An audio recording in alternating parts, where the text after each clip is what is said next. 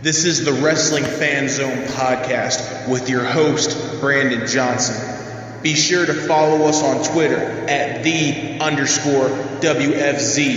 Time to enter the zone.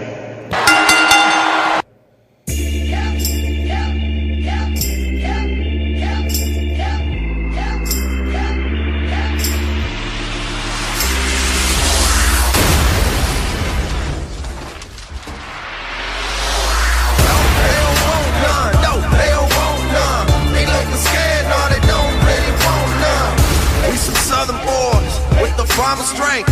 Ain't nobody man enough to feel the pain, and you could be. What's up, everybody? Welcome to the debut episode of the WFZ podcast. This is a monumental night. This is where it all begins. What's that phrase they use for WrestleMania 20? Where it all begins again. But for here, it's the first time only.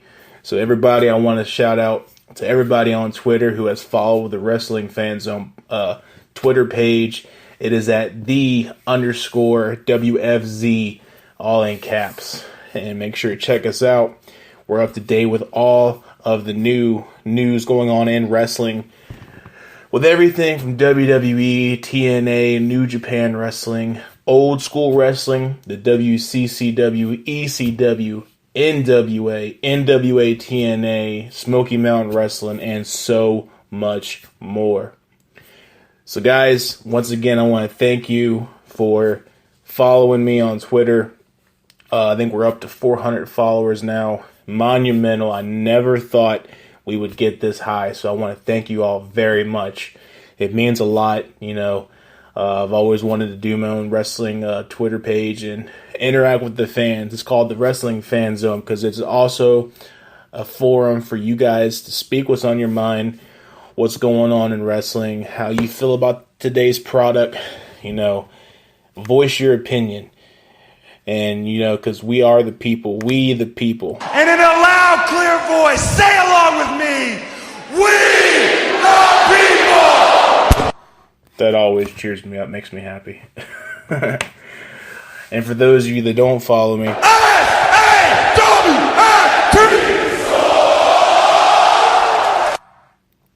how I feel about you. So guys, a couple things I want to get off my chest right off the bat.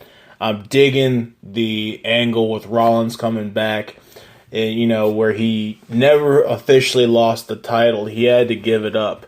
And the reason I'm liking it so much is because it's drawn me back to when Shawn Michaels got suspended.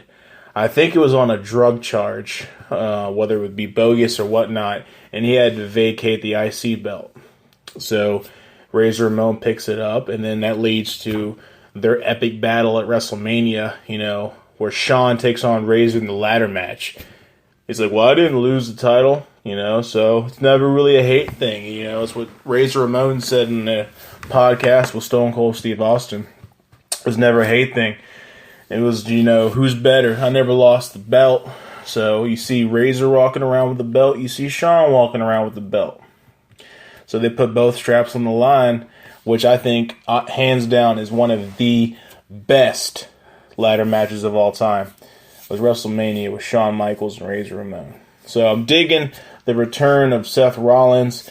What's getting me, though, is, and anybody that knows me, I'm a huge, huge fan of AJ Styles. I think AJ Styles, I've digged him since the first day in TNA. You know, he basically carried TNA on his back. People like Samoa Joe, AJ Styles, Christopher Daniels, the Motor City Machine Guns, you know, Kazarian. You know, they carried TNA, Jeff Jarrett. You know, of course, Jeff Jarrett, you gotta give him props for getting it off the ground, but they carried TNA on their back. So to see AJ treated like a job guy, I mean, it's the same thing with Sting. Sting had the same problem. You know, he would win on Raw. He won, I think, one match on Raw, but he lost at every pay-per-view. At Mania, he lost to Rollins, and of course, he got the injury. Why? He's a legend. Why would you feed him? You know, we've been wanting to see Sting in a WWF and WWE ring for a very long time. I remember when the Invasion angle happened. And here we go. We could have so many great storylines. Finally, we could have Sting and Taker. We got Booker T in the ring. We have Chris Jericho, Chris Benoit. Of course, they came over. It was Benoit, Malenko, Guerrero. I forget what they called themselves. But you have that faction. You could have had some amazing cruiserweights. And you could have had, the NWO invasion earlier on when NWO was still a strong commodity, even though NWO was taking over WCW, but we'll get to that later on in a different show. But you kept Sting, and of course there was a whole thing where Sting wouldn't buy out, I understand that. I understand where Sting was coming from with the buyout. He had a solid contract. He could have sat at home and got paid. With his contract with Turner Broadcasting, it was ironclad. Anybody wants to check out that interview, it's on YouTube. I'll be sure if I can share it on the Wrestling Fan Zone YouTube page. I definitely will. But you treated Sting like a job guy. Stinger. And it's the same thing with AJ Styles. AJ Styles is one of the best technical and professional wrestlers of all time.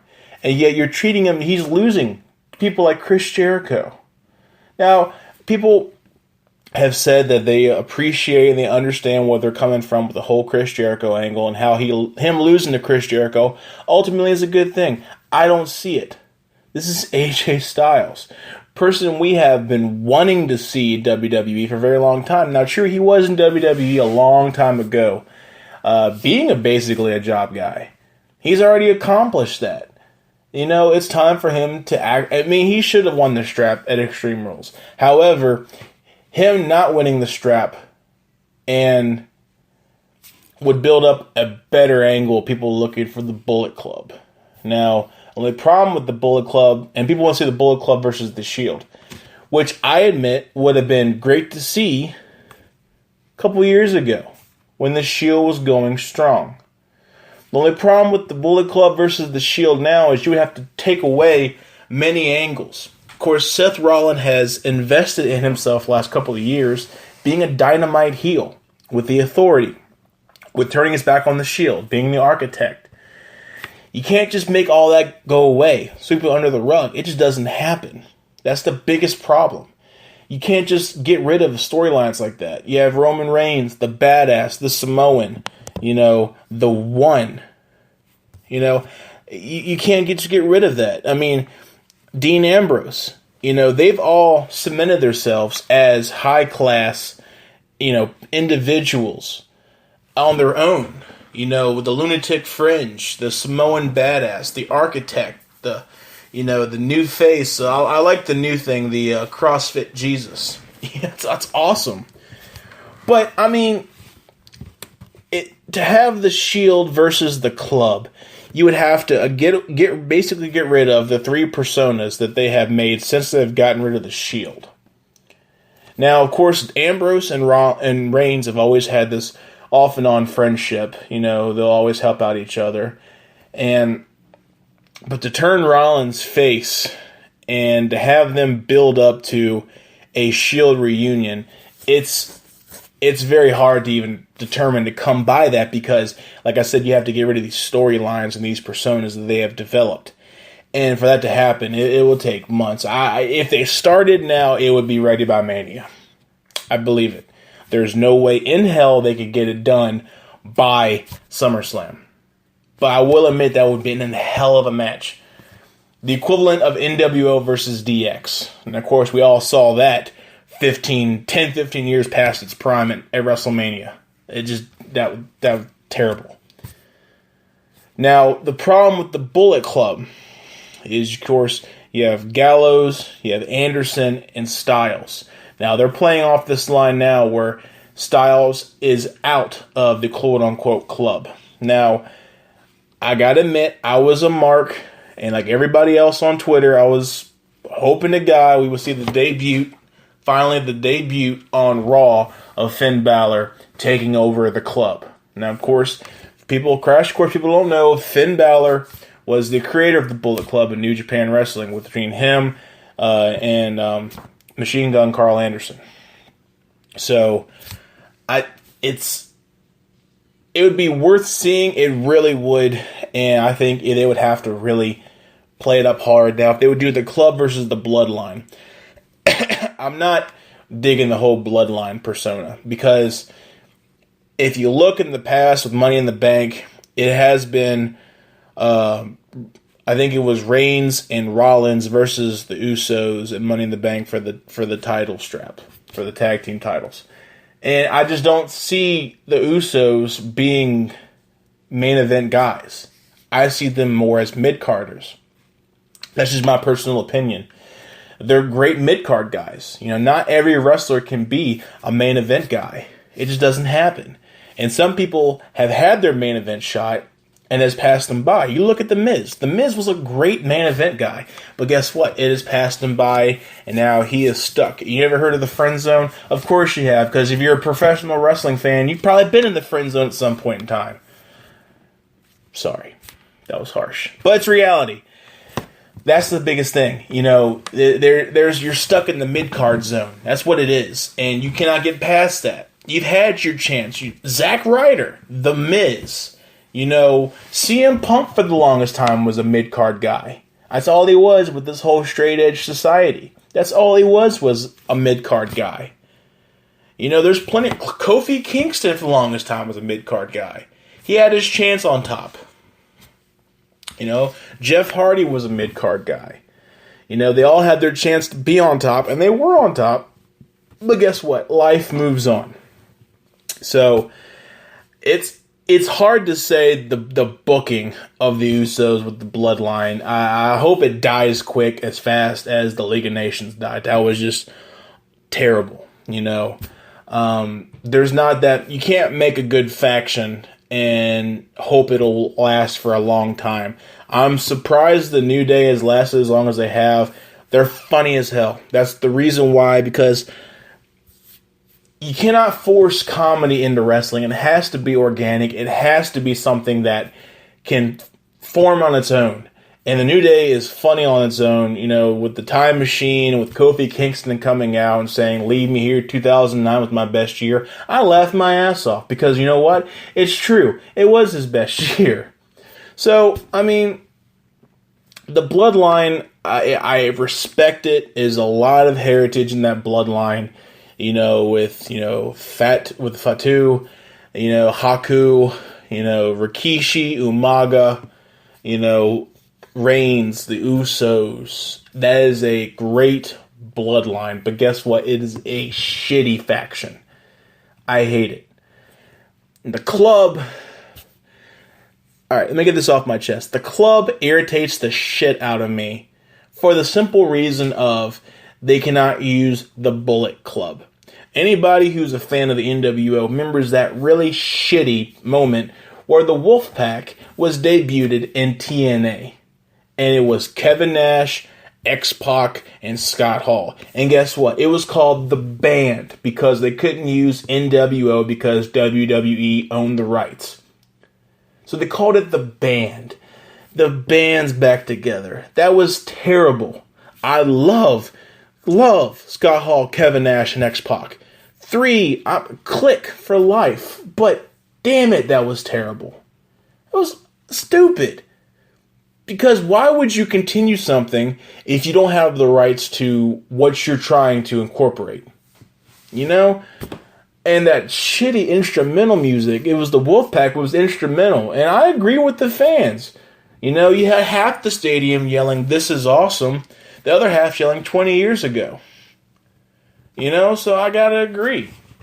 But that's my issue with the Club. I hate when they abbreviate names because they can't use copyright.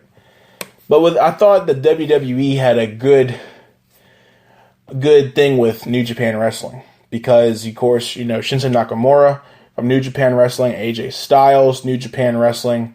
A lot of the guys from NXT have been in New Japan. A lot of the main event stars have main evented in New Japan at the Tokyo Dome. You had main event guys from TNA. I know the Dudley Boys carried the New Japan World Tag Team Championships on TNA. And I'm pretty sure they actually carried them on Raw too. So I couldn't figure, and they used the Bullet Club in Ring of Honor and New Japan. So where's the copyright at? You know, I've heard them mention Ring of Honor in WWE before. So that's just a pet peeve of mine. Just bypass that. But I think the booking of AJ Styles has been terrible up to this point. I hope it gets better. I really do.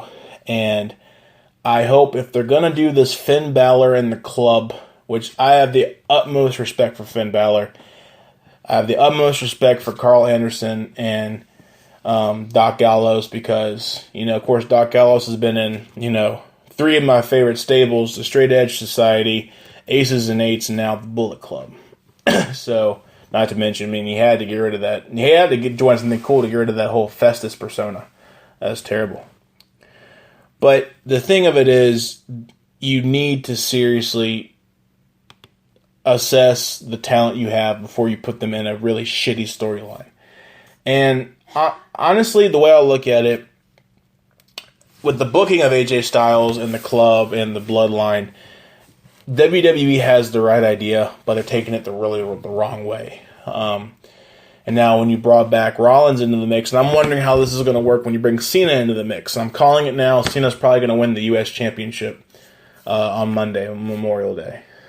You know, they couldn't have booked this more perfectly for Cena. And I got no problem with John Cena. I think John Cena, he can't wrestle for shit, but I think he has, you know, he has the persona down for being a babyface. And you know what? I think the hatred for John Cena is that the dude never loses. He never loses. And that's a fault of WWE. I think he can afford to lose some. Because when he was the U.S. champion during the whole Doctor of Thugonomics, he lost a lot. But you know what? He was a fan favorite. But I think to be liked in the WWE, you need to be a dominant persona, but you can't be invincible. You can't always win your matches. I think and that's the reason I like with AJ Styles. AJ Styles in TNA was a dominant face, a dominant heel, but he never lost a lot, and that's God given. And you know, the way I look at it is And you can't teach that. Exactly. And the way I look at it, honestly, I don't get the full booking issue with WWE, but when John comes back, that's going to be a game changer. When Rollins returned at Extreme Rule, that's a game changer. I kind of see the seeds planting to turning Rollins' face because, you know, quote unquote, the Authority is disbanded. Stephanie turned her back, quote unquote, on Seth Rollins. I think the overall reaction to Rollins' returns is going to be a push to make him face because, like him or not, Roman Reigns is going to become a heel, whether he likes it or not. Because if the fans hate you, then you have to become something that, you know, maybe you don't want to do. It's like The Rock. When The Rock first, you know, was Rocky Maivia, people were chanting, "Die, Rocky, die." Then he became The Rock, this badass heel who didn't give a damn what you thought about him. So maybe that should be the direction they're going for Roman Reigns. Or maybe it's, you know, Roman needs a wake-up call, and maybe down the road in a year we have a Shield reunion, because I don't see them doing anything special with Dean Ambrose. I hope to God he's done with this whole Chris Jericho angle, because that was terrible. Now, granted, I did like the Asylum match. That was awesome. I mean, they kind of have, you know, everything in there from the match. It kind of reminds me of 3 different matches. The matches JBL had with Eddie Guerrero at No Way Out. The Texas Bull Rope matches, you know, made famous in NWA with, you know, Dusty Rhodes and Blackjack Mulligan.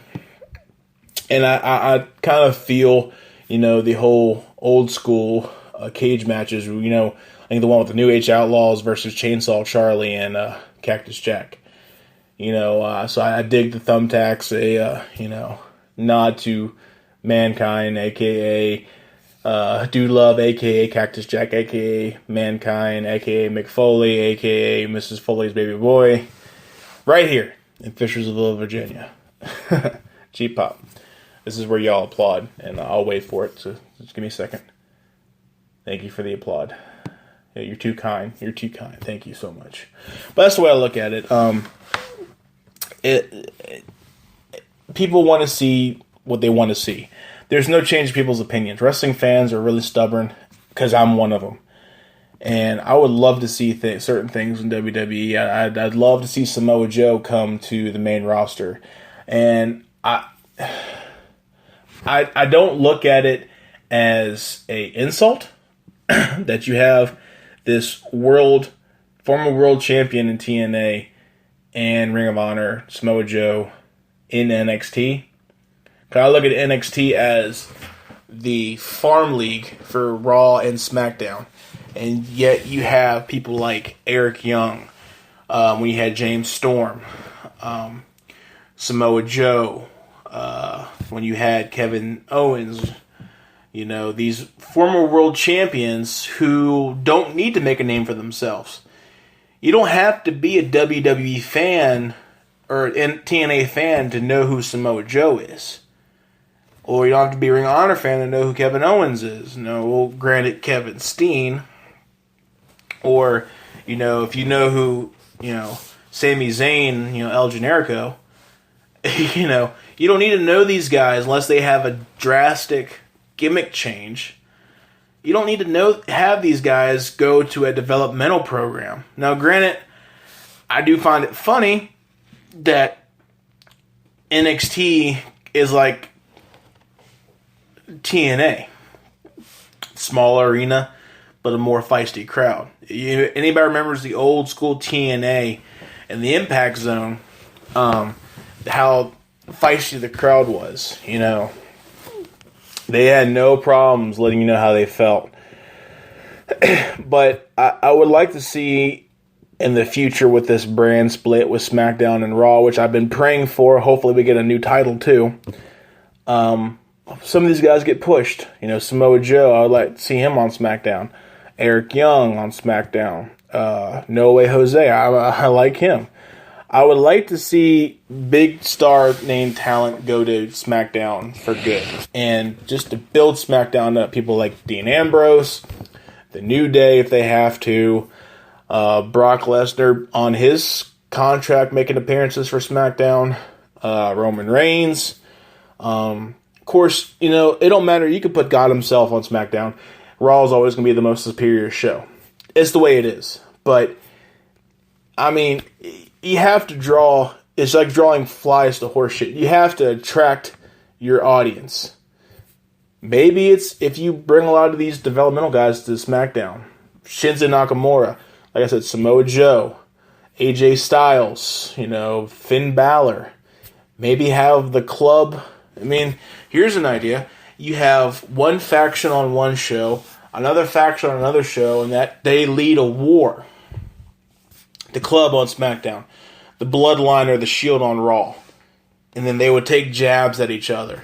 And then you'd have those inter-promotional pay-per-views again. SmackDown versus Raw. The club leading the fight against the Shield. Or the club leading the fight against, the Bloodline. There you go. I just booked you your next pay-per-view.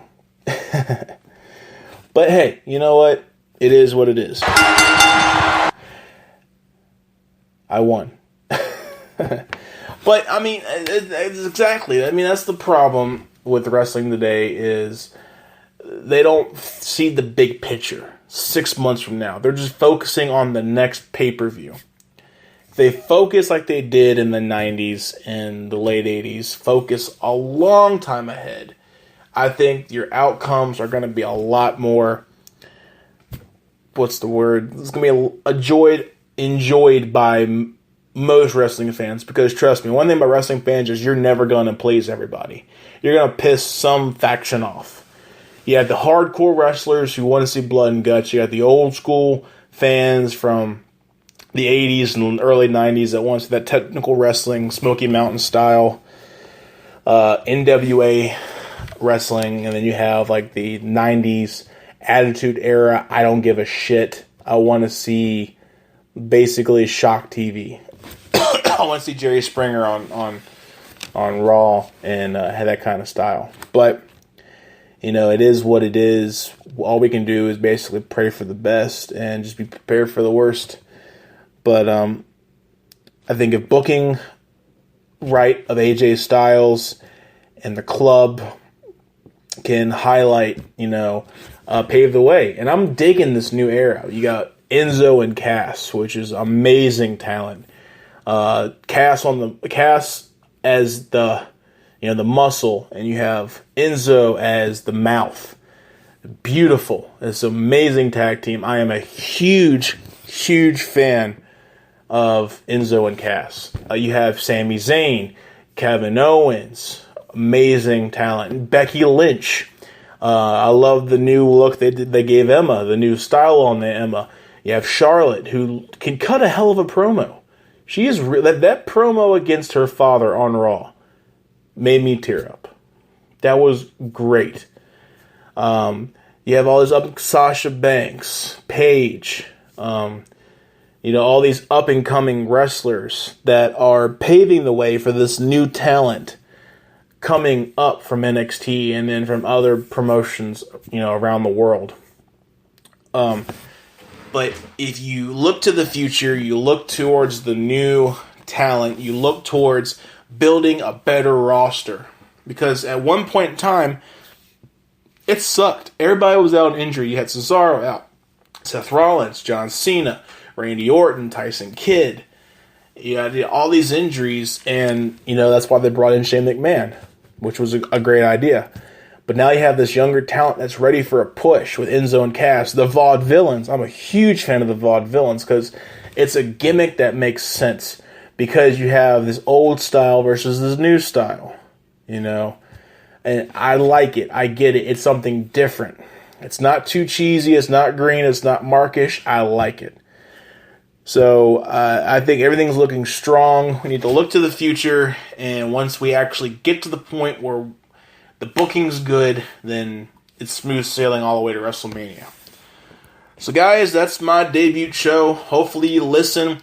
Please follow me here on Spreaker. Follow our page and go to Twitter at @the_WFZ. Be sure you follow. I'm always posting questions, opinions, polls, articles. I want your interaction. I want you to help me run this page because this is the wrestling fan zone. So it's your zone. Welcome to the zone. Auto Zone. Maybe they can endorse me. Get in the zone, wrestling fan zone, whatever.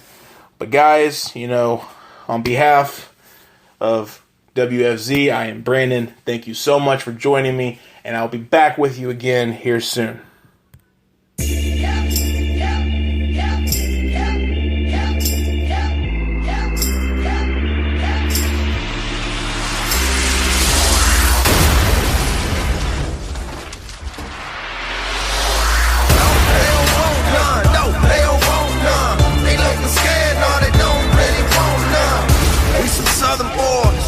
Promise strength. Ain't nobody